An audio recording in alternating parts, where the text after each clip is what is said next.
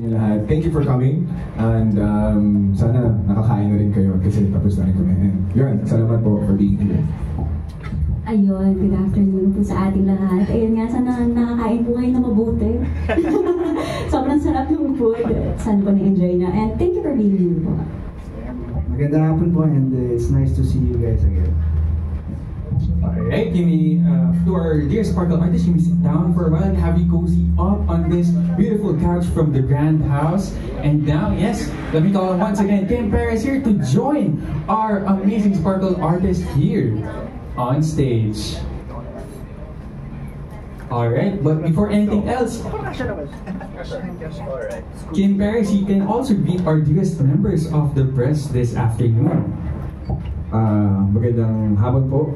Tanghali sa ating lahat. Ayan. So, maraming salamat po sa suporta at pagpunta. Ay, so sana lahat po ay busog at nakakain. Lagi na lang sinabi. Maraming salamat po.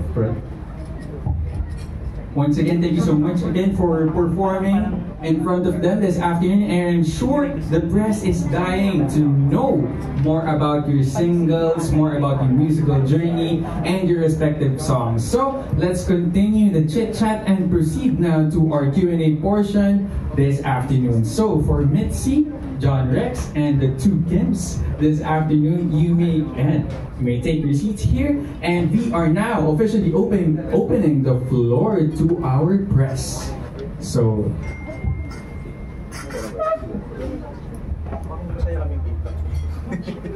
Redonato from the Philippine Star. Okay, so dalawa pala yung Kim na Kim 1, Kim 2, Lizzy, and Josh, right? John, sorry. I stand corrected. Sorry. Okay, so my question is, how do you differentiate this new single of yours from your previous releases, if ever you have released? Yun muna, in terms of, let's say, theme being explored, and then also when it comes to vocal challenges? Siguro si Kim muna. Yeah, so actually, ito yung first kong single original. So siguro, differentiate sa mga ibang ano na lang. Performances na lang. Performance. Or songs that you perform. Wait. Siguro, yeah. Siguro hindi ko ito. Siguro ito kasi parang mas in-embody ko yung song, parang mas more on, parang tama ko siya. Then ako talaga mahilig ako sa mga sad song ngayon. So natutuwa naman ako, maraming salamat sa Jamie Davis na binigyan ako ng chance, pinagkatiwalaan nila ako maging part ng Jamie Davis. So yun, so ang difference ito for me, siguro mas ako to. So yung iba parang pinaperform ko ibang kanta as parang as them. Pero after this time, parang pinaperform ko siya as Kim itself. Yeah. Si another Kim. Ako rin, as Kim din ako. Teka muna, Kim, tama no? Yes. This is supposed to be a collab, di ba, with another artist, right? This is my Ay, solo single. This is my first Tagalog song. May 2 other singles, English sila. And I guess itong song na to, tinitreat ko with, with more emotions in terms of the melody, the lyrics, and yeah, parang mas dinaan ko sa emosyon at sa damdamin yung itong song na to. Thank you, Sajel. Yes, yung akin naman po, kasama po kasi siya sa soundtrack ng Ganito Tayo Kapuso film. So, news din sa akin yun kasi kumakanta po ako ng OST sa series before. Yes.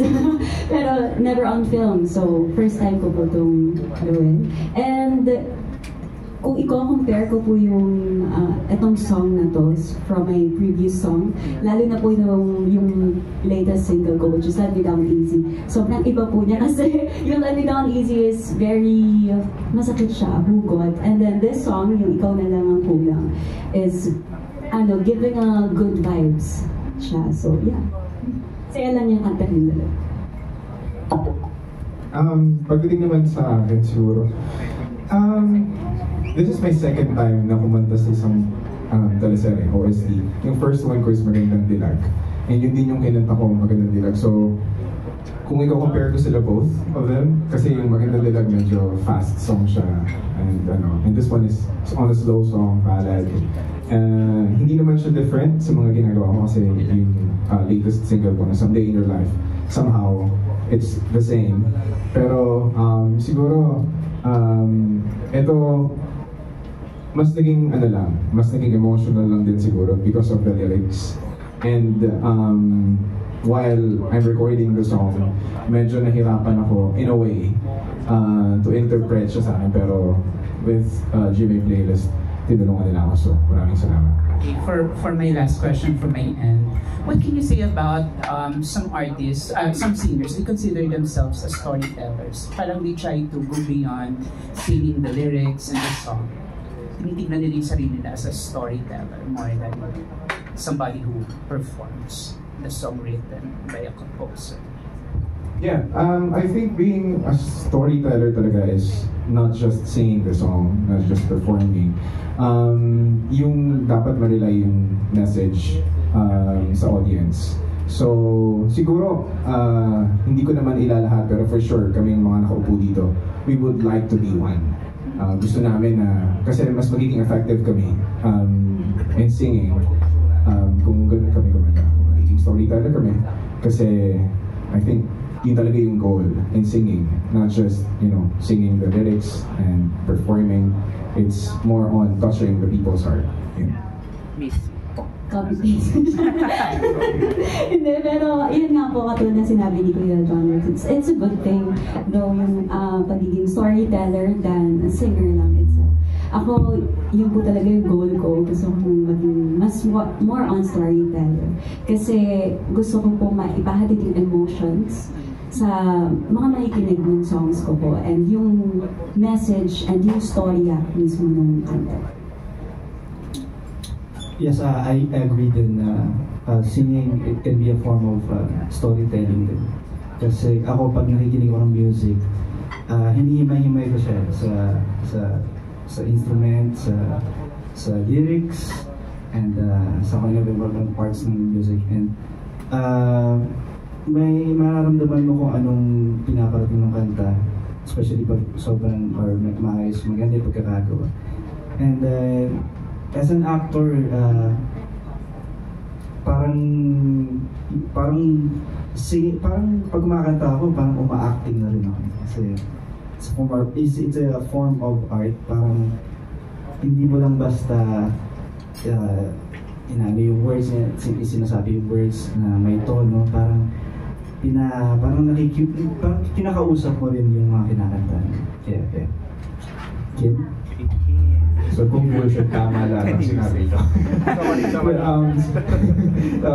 So, for me naman, so, ito kasi ginawa namin yung kanta, habang ginagawa namin yung kanta, so, kagaya na sinabi nila na, tama naman lahat, yan. So, as an actor kasi talagang job namin talaga na to tell story. Ayan. So, good thing talaga din na as an actor ka, habang ginagawa kasi namin yung Huling Ginto, ayan, so, sabi ni Miss Bambi sa akin, may lumalabas sa ibang emotion kapag actor. Halimbawa, ito sa line na to, ito gusto kong mangyari. So, good thing as an actor and a singer, parang magandang combination din siya. Yeah, to tell the story, parang may ibang outcome depende talaga sa emotion. The good thing na talaga as a performer and actor, magandang combination siya to tell story. Same thing lang din sa pag-arte. Ano yun, natututunan ba yan? Or it's something that comes to you naturally? Sa workshop, yeah. So workshop, parang actually, ang pag-acting talaga, so marami siyang pwedeng i-apply. Ayan, so maganda rin siyang, pwede rin siyang i-apply talaga sa pagkanta. Kasi as an actor, isa sa mga tinuturo sa amin ni Miss Ana, ang coach ko sa acting, yung bumababad ka sa emotion. So parang feel it, parang to penetrate the viewer, the listener. Yeah. So complementary. Yeah, complementary siya. Parang good thing kung as an actor ka at sa performer. Okay, thank you. Thank you po. Thank you so much, Sir Jerry Donato from Philippine Star, for asking away your questions. Next up, we have Miss Kate Adahar from Random Republica. Hi guys, good afternoon. Isa lang yung question ko kasi yung campaign na ganito tayo kapuso, masayahin, about the journey daw of children na immersed in online gaming and will rediscover the joy of real-life connections. Kayo, kumusta yung online habits nyo and kumusta rin yung real-life connections? Needs, kailangan ba ng improvement or you think may balance yung online habits nyo and real-life connections? Sino muna? Hindi ko alam, parang hindi ata balance ko. Yeah, actually, hindi ko ganun mag-gets talaga yung question mo, sorry. Yes, pwede pa-elaborate pa. Kasi parang about, yung campaign about mga children na, yung immersed sa mga online gaming, yung, how do I say, medyo addicted to online, kasi yung habit, yung super addicted about online, na siguro na napapabayaan yung kulang na yung connection sa real world, sa real, yung human connection. Kayo, may time pa ba kayo makipag-meet with your real life, with your friends na in person, in the flesh? Ako kasi, gets ko yung point. Kasi a gamer din kasi ako. Ako naman, personally talagang medyo mahirap talaga iiwas talaga yung sarili mo as a gamer kasi talagang alam mo, ibibigay na world talaga sa'yo eh. Siguro ako talaga time management lang din talaga. So, pero dumating talaga ako sa point na ganyan na parang buong araw lang na wala akong kinakausap. Into game lang ako, isipin nyo naglalaro ako siguro 16 hours sa PlayStation, yan. So, siguro ang ginawa kong way dyan para talaga maiwasan ko yung ganong habits. Siguro yung pagka-busy ko na lang din talaga sa taping. Siguro yun na yung way ko talagang makipag-social outside world na binibigay sa akin ng online games and video games. Ayan po. Sana nasagot ko po yung question. Thank you po. Hi, Miss Kate. Ako naman, minsan, amin ako napapasobra. Kasi gamer din ako, bro. Bro, add kita mama. Ito, ayan, katulad nito. I think hindi naman nakakasama sa akin. Kasi pag naglalaro naman ako, nakikipag-socialize pa rin naman ako. Hindi nga lang sa real world, so hindi pa rin pala. Kailangan na improve. Pero may kalaro ba, di ba? Yeah, oo. So parang may social life din. Oo, pero yeah, gets ko yung syempre, yung sobrang gamers. Kasi ako yun. I'm one of them. Pero, ano naman, I try to socialize more outside. Meron niya kaming term sa gaming community, touch grass, ang ibig sabihin na. Parang sobrang galing mo na sa isang game, ang tawag doon, sweaty mo na sa isang game. Sabihin mo na touch grass, parang lumabas ka naman, parang gano'n. So yeah, nagta-touch grass pa rin naman ako. Thank you. Ako po, hindi ko siya balance. Honestly talaga, kasi ewan ko, nalilibang po talaga ako whenever I scroll lang. Hindi naman ako gamer, minsan lang. So scrolling talaga, Social media. Yeah, social media po talaga. Sa mga sa TikTok, yung mga reels na enjoy ko yun. And minsan tumatagal po talaga ako, like 5 hours gano'n. Before mag-sleep. Sa scrolling. And alam kong hindi ko maganda yun. Pero these days, siguro binigyan ako ni Lord ng reason kasi binagsakan niya ako ng maraming trabaho. Siguro to go out and to socialize with other people. So, nitong mga nakaraang araw, parang bihira ko na lang din pumahawakan yung phone ko. Thankfully, yes. Thank you for that question po. Siguro masasabi ko yung for me, I think balance naman. Kasi gamer boy din ako eh. Gamer boy. Teachers the ways. Then naglalaro rin ako, pero meron lang talagang certain time. Kunyari, siguro pag naglalaro kasi ako, tapos natatalo na ako na ilang beses, ayoko na. Saka na ako maglalaro ulit pag nananalo na ako. Or ganun. So, sa isang araw, maglalaro lang ako for like 1 hour.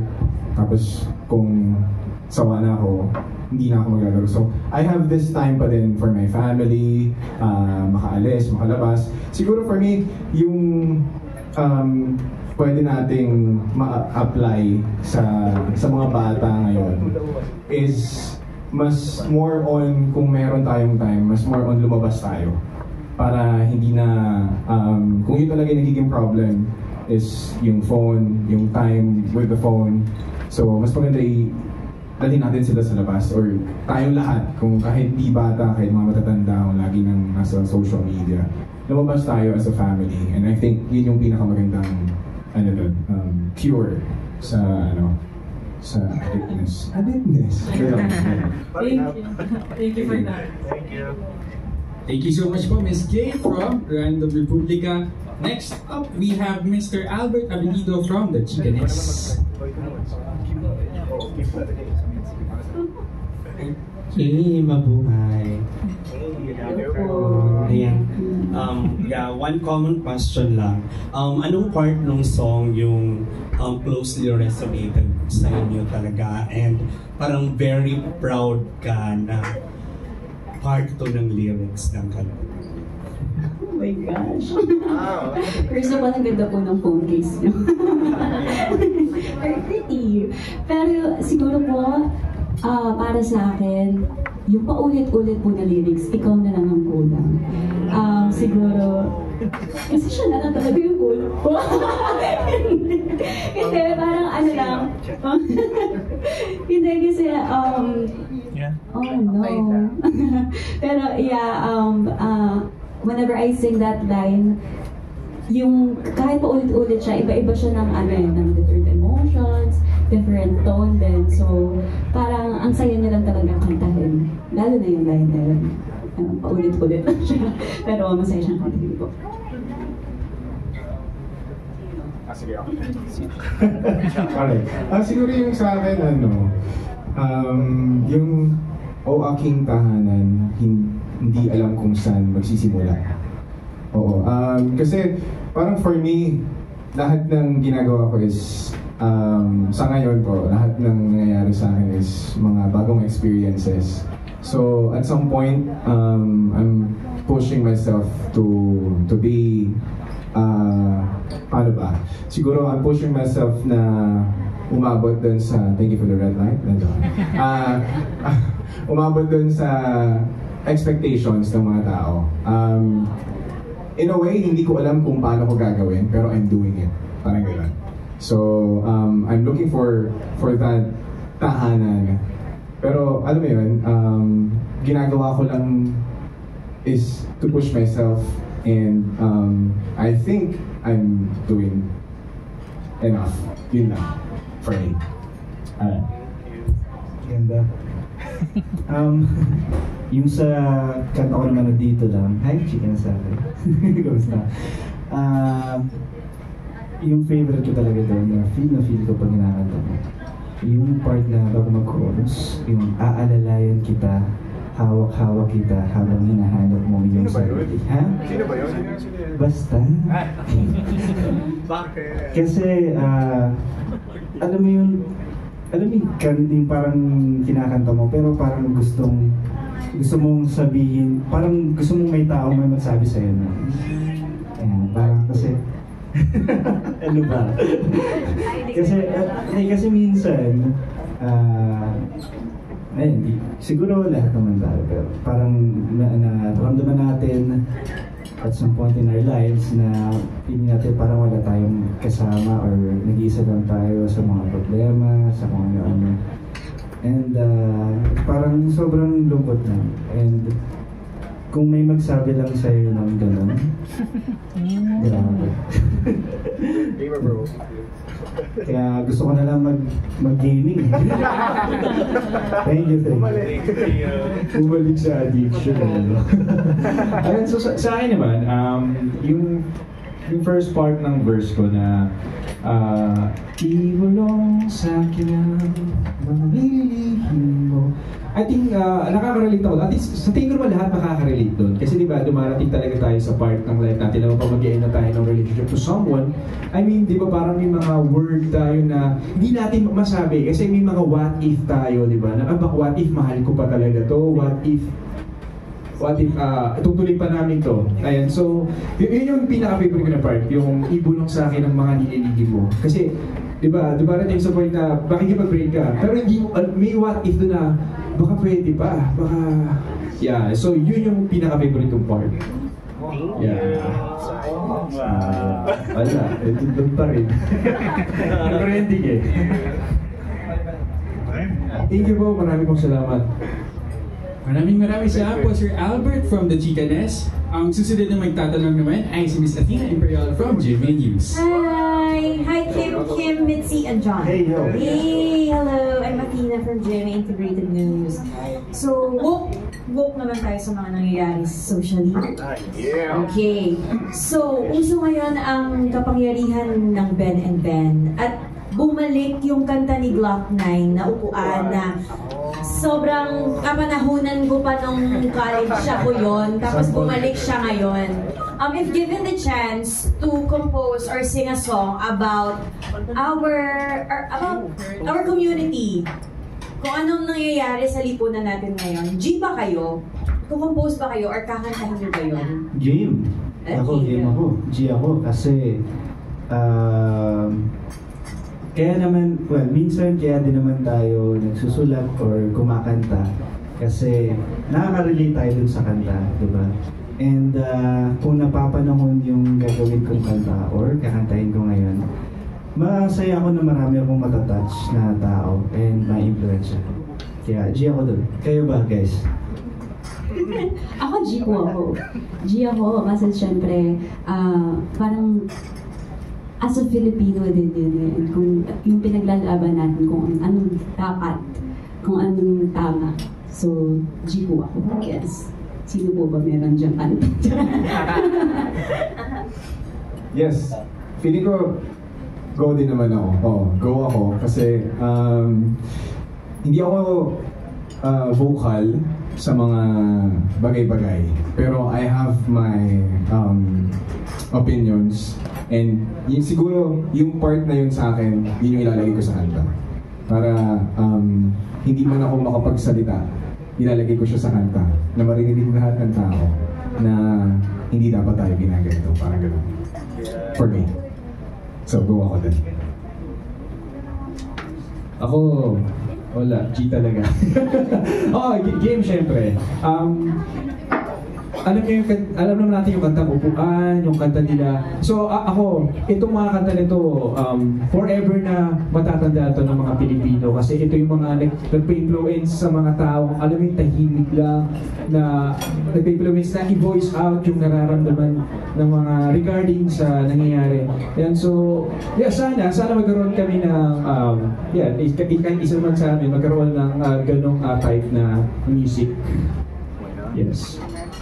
Yeah. Yes. Since kanina yung tanong naman is about how long you were exposed in social media, sa gaming.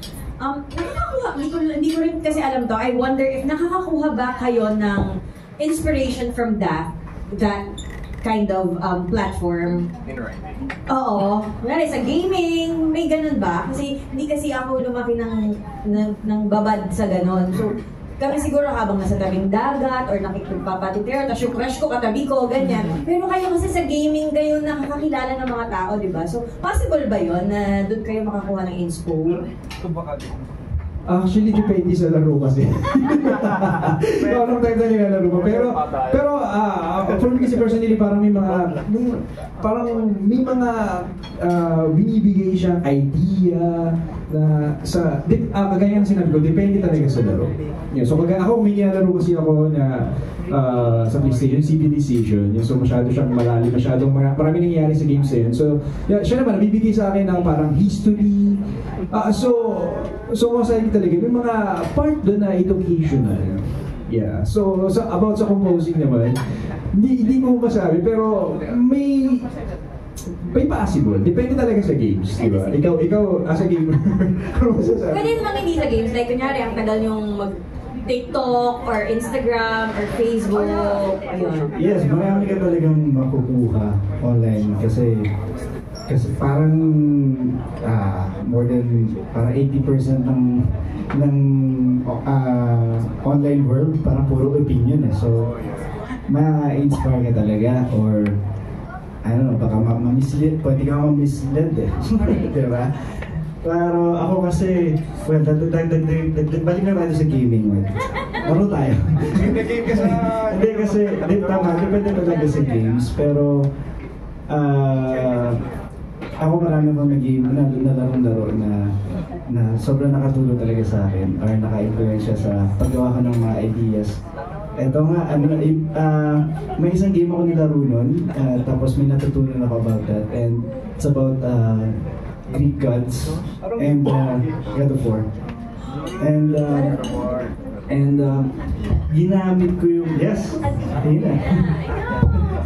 About Greek myth, kasi may lesson nun sa school, Greek myth, and may sinagot akong parang hindi common knowledge and natutunan ko lang sa game na yun, and tama siya. Kasi, so na very good ako dito. Thank you naman po sa online gaming. So yeah, depende talaga. Depende sa games, sa social media post, and sa opinion mo. Kasi mag-reflect din yun sa'yo. Thank you, Athena. Ako po, same with Kim na sinabi niya na ang social media talaga is ang laman niya is different opinions and at the same time different stories. So nakakakuha po ako ng ideas, yung mga emotions. Minsan kapag nagpapascroll ako sa TikTok, ang tatawa ko, tapos biglang iiyak mamaya-maya. Kasi, baliw. Pero, yun, kasi nakikita ko yung mga stories ng iba't ibang tao. So, nararamdaman ko din sila. And somehow, naiintindihan ko kung saan sila nanggagaling. So, yeah, doon ko nakukuha yung mga ideas. Yay! Ayan. Dahil sinabi na nila lahat yun. Joke na. For me, siguro, it's a first for me na isipin na baka pwede nga ako makakuha ng ideas para makasulat ako ng song with gaming and social media. Because nagsusulat ako, I'm trying to write songs. Pero lahat po ng yun is mostly experiences ko. Personally and yung mga nararamdaman ko. So hindi pa na-touch na pwede akong baka pwede akong kumuha ng ideas in social media, in gaming, maybe. So yeah, baka pwede. So bago po siya sa akin. Thank you. Thank you. Next guy. Thank you. Salamat po. Thank you. Thank you very much. Binigay po siya sa akin. And nung una kong narinig yung song, talaga nagustuhan ko siya kasi it's giving good vibes talaga, lalo na sa beat niya, sa tono niya. Pero yung meaning ng song is parang longing for someone. So, nakakabit ba ako doon? Pero, somehow nakaka-relate din po ako kasi syempre, although wala pa sa isip ko yung love life, syempre napapaisip din ako sa kung sino kaya yung kulang na lang sa buhay ko. So, yeah. Yes, ako naman, una sa genre muna. Titingnan ko or kung anong genre. Well, I am very inclusive. Pinapakinggan ko lahat ng genre. And pero syempre hindi ko kaya kantahin lahat yun. And yeah, tapos sa melody, sa type ng music, sa lyrics, gaya nga sinabi ko kanina, hinihimay-himay ko yung kanta at ng elements kapag nakikinig ako. So yeah, in that way nakaka-relate ako. Thank you.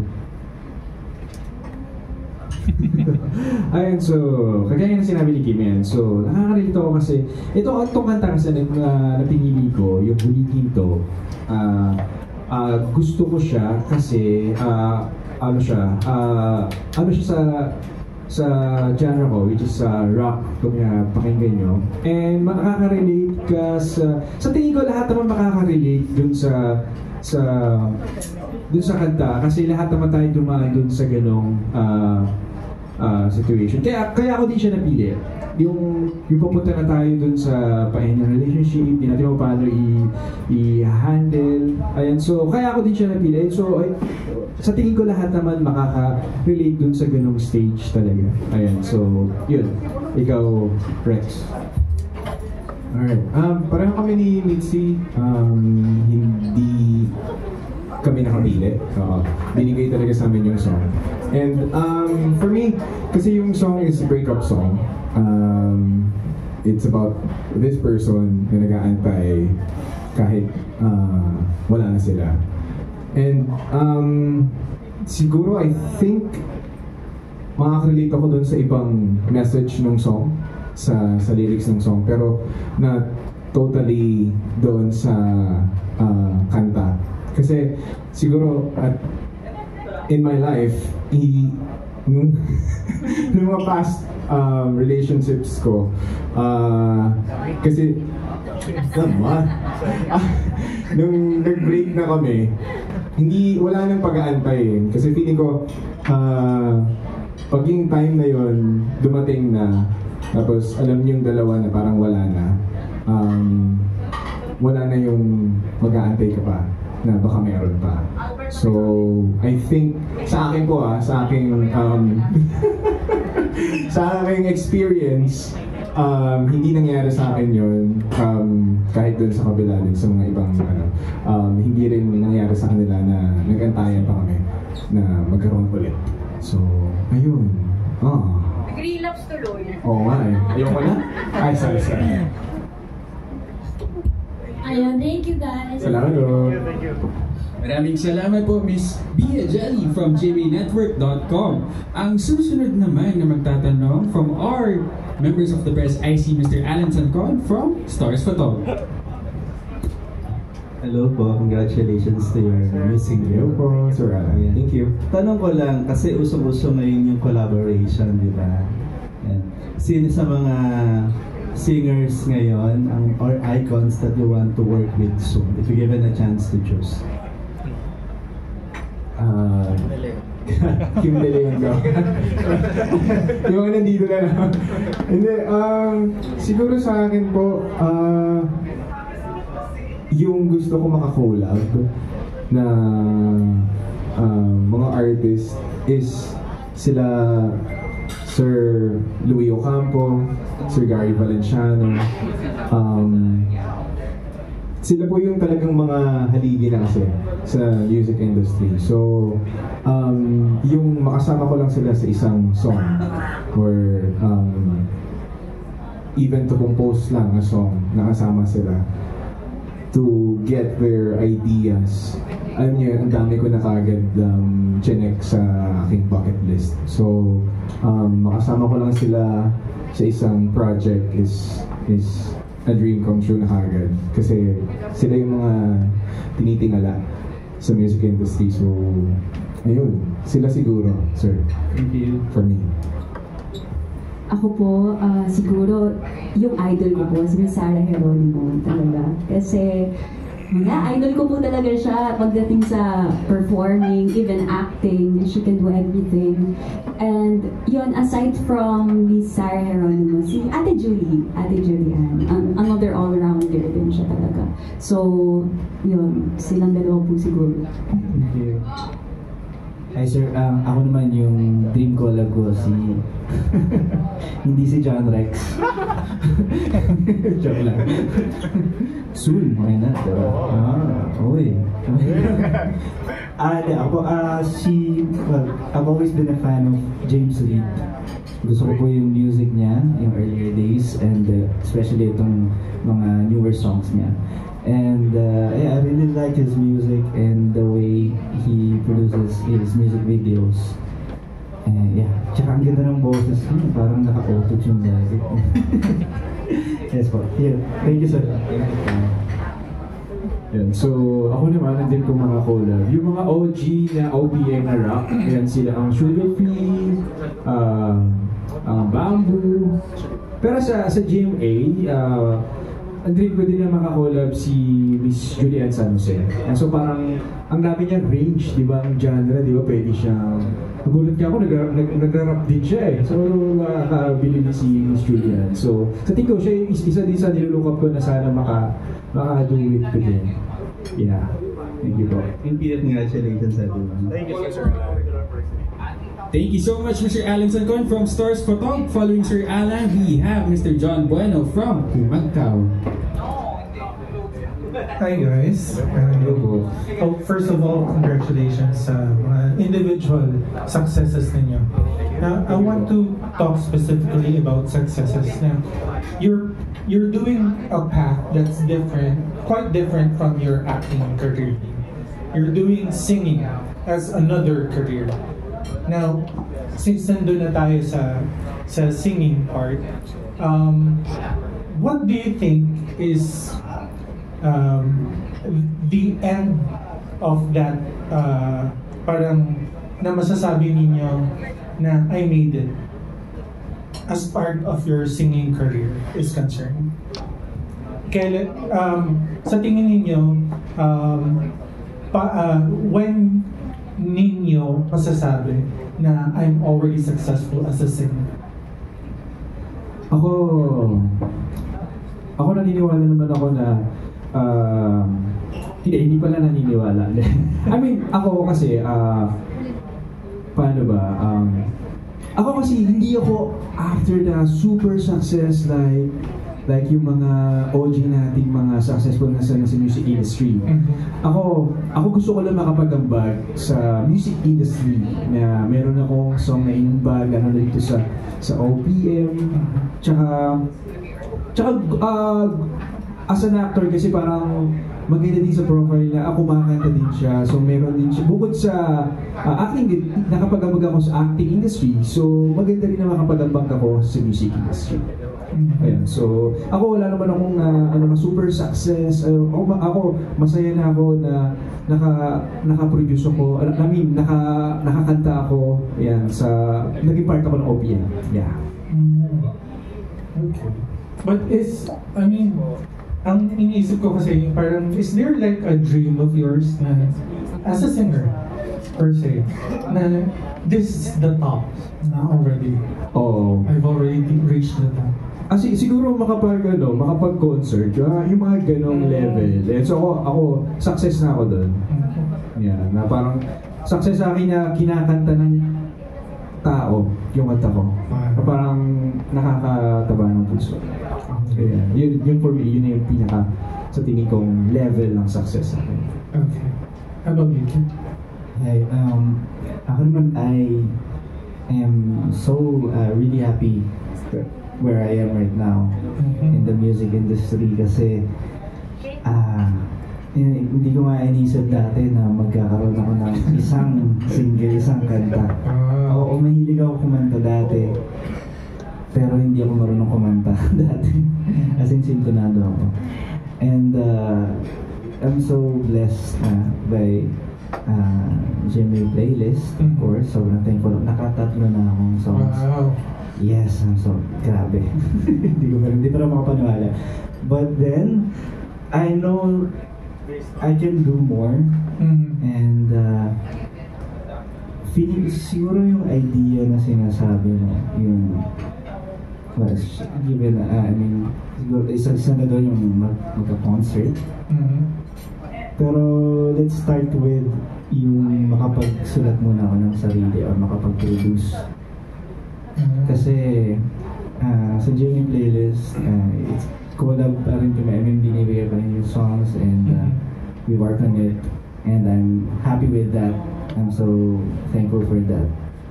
And pero yung finish line mo is like the singer-songwriter. Yes, parang pag parang I can stand on my own feet na in terms of composing and producing music. Like yung mga idol ko, James Reid, Justin Bieber, and Ed Sheeran, mga ganong type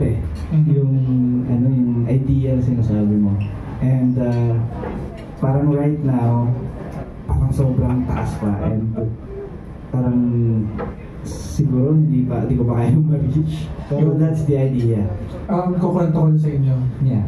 I interviewed Miss Hazel Santos before she went through her career. Mm-hmm.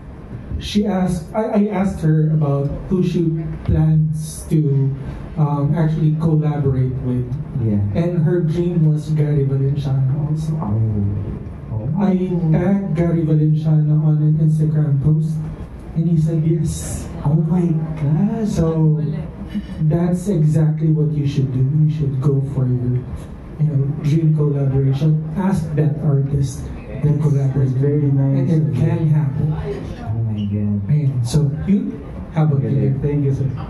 Wow, patanding po. Same with Kim.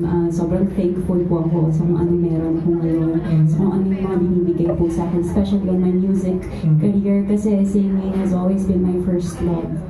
Yeah. Na-fell in love na lang ako sa acting talaga. Pero singing was always been my first love. And yung dream po siguro, makapag-Coachella. Makapag-perform sa Coachella.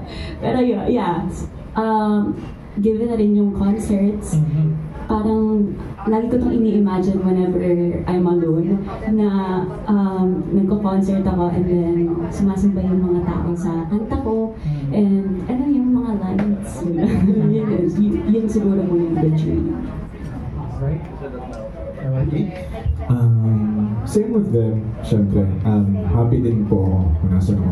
Pero I think I can do more. And I want to do more. Siguro po for me, yung pinaka-dream talaga is kasi lagi na siyang sinasabi, pero siya talaga yung nasa isip ko at puso ko na ang gusto ko is to inspire others. And feeling ko, madami na ako na-inspire kung yung mga songs ko naririnig ko na kinakanta ng ibang tao.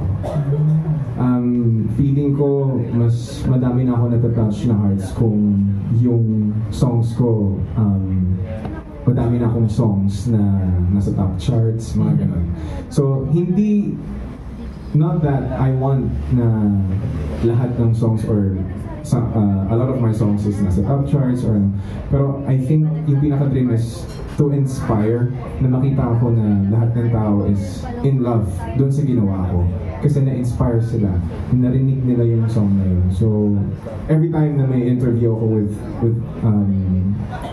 everyone, yun laging sinasabi ko kasi yun talaga yung gusto ko maliit pa lang ako, gusto ko talagang kumanta kasi gusto ko makapag-inspire ng mga tao na kaya nyo rin or kung ano yung meaning ng song na na-inspire ka sa mga. So parang yun yung pinaka-dream ko and syempre hindi rin mawawala yung mga dreams na sana makapag-perform sa ibang bansa, makilala rin sa ibang bansa, pero that's far away pa. So, but does it give you extra pressure because you're singing champion? For sure, meron po talagang pressure, but hindi ko siya iniisip kasi to be honest, The Clash was my second time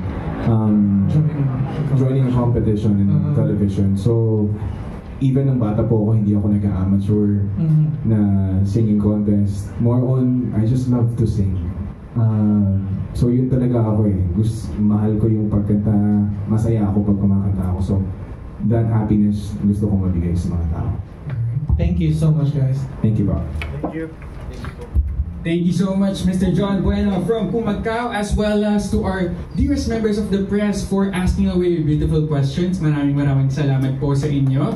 And syempre to our Sparkle artists here for answering all of their burning questions this afternoon. Maraming salamat to Kim Perez, Kim De Leon, Mitzi Josh, and John Rex. But before we wrap up today's Q&A portion, today's media conference, would you plug your latest singles again for one last time, your latest musical projects? Let's start off with Kim Perez first. So again, so ini-invite ko kayo na sana mapakinggan nyo ang aking first ever single na Huling Hinto. Ayan, so sa lahat ng music platform, digital platform na doon naman po siya. Ayan, so you can download it on iTunes, and so also in Spotify. So maraming salamat po. Maraming salamat po sa inyo lahat for staying with us this fine afternoon and listening to our music. And po, once again, yung Dito Lang, it's been out for a while now. Available po siya on all streaming platforms nationwide. Kanina pinapakinggan ko lang sa Spotify sa kotse. So, baka naman.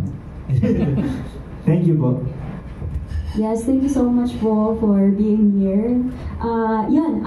Sana po ma-stream niyo po yung Ikaw na Lang Ang Kulang. Kung gusto niyo magkaroon ng good vibes sa day niyo, stream niyo po siya out on all music platforms, of course. Yes, again, thank you so much po sa lahat ng mga pumunta dito. And thank you for all your questions. Sana natuwa kayo. And I would just like to invite you all. And gusto ko muna mag-thank you po sa lahat ng mga sumusuporta sa Cruz vs. Cruz. Because nakikita ko po kayo na ang daming talagang sumusuporta sa teleserye na to. And please do support also my song kahit wala nang tayo. Sana pakinggan niyo po yun on all streaming platforms. And also I have other songs too, so just search me on socials, John Rex. Thank you guys. Maraming salamat. Alright, congratulations once again to Kim Perez, Kim De Leon, Mitzi, Josh, and John Rex. Yeah!